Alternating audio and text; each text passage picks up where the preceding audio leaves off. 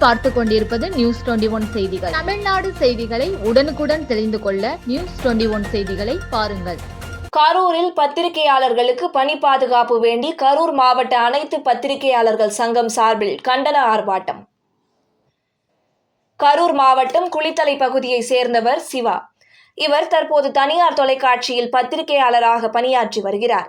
2 தினங்களுக்கு முன்பு குளித்தலை பேருந்து நிலையம் முன்பு சிவாவை மர்ம நபர்கள் 4 பேர் கொண்ட கும்பல் தாக்குதல் நடத்தியது.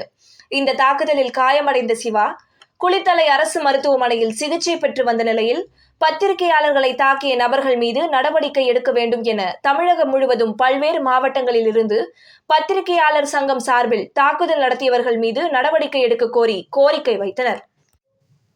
அதனைத் தொடர்ந்து இன்று கரூர் தலைமை தபால் நிலையம் முன்பு கரூர் மாவட்ட அனைத்து பத்திரிகையாளர்கள் மற்றும் ஊடகவியலாளர்கள் சார்பில் பத்திரிகையாளர்களுக்கு பணி பாதுகாப்பு வழங்க வேண்டும் என தமிழக அரசை வலியுறுத்தி கண்டன கோஷங்கள் எழுப்பப்பட்டது.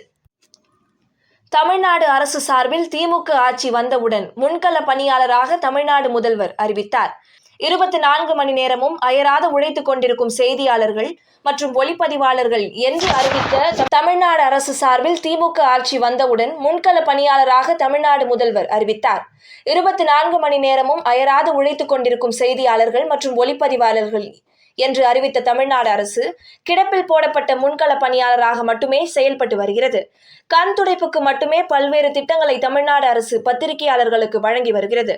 இந்தியாவில் தொடர்ந்து 4வது தூணாக உள்ள பத்திரிகையாளர்கள் தமிழகம் முழுவதும் பல்வேறு இடங்களில் பத்திரிகையாளர் தாக்கப்படும் சம்பவம் தற்போது நடைபெற்று வரும் நிலையில் தொடர்ந்து கரூர் மாவட்டத்தில் மட்டுமில்லாமல் தமிழகத்திலும் நடைபெறாமல் இருக்க உரிய பாதுகாப்பு வேண்டும் என பத்திரிகையாளர்கள் கோரிக்கை விடுத்தனர். பத்திரிகையாளர்களுக்கு மிகப்பெரிய பணி பாதுகாப்பு இல்லாத சூழல் ஏற்பட்டுள்ளது. இதுபோன்ற தாக்குதலில் ஏற்படும் நபர்கள் மீது கடுமையான நடவடிக்கை எடுக்க வேண்டும் என வலியுறுத்தி இன்று சுமார் 50க்கும் மேற்பட்டோர் கண்டன ஆர்ப்பாட்டத்தில் ஈடுபட்டனர்.